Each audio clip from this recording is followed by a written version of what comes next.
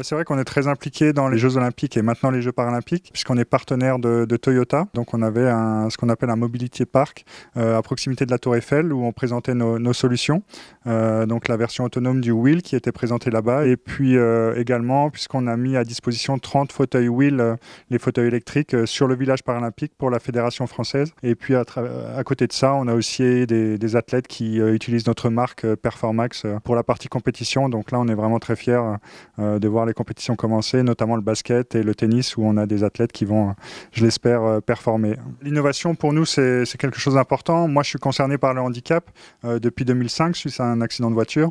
Et c'est vrai que les premières solutions qu'on m'a proposées à l'époque, que ce soit les fauteuils roulants ou même les adaptations du véhicule, c'est vrai que j'avais 19 ans à l'époque, il n'y avait rien de très sexy, si on peut dire, et c'est pas des produits qui faisaient très envie.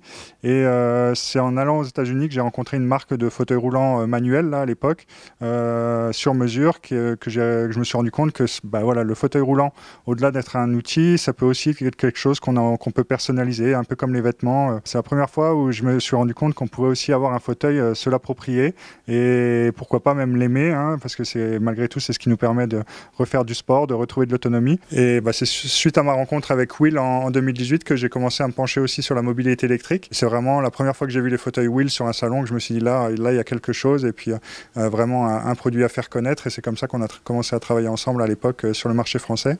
Et ça s'est assez accéléré en janvier 2023 puisqu'on a vraiment implanté Wheel France du coup à Dijon maintenant avec toutes les opérations pour qu'elle puisse être connue du plus grand nombre et plus seulement être noyée dans un système de distribution classique.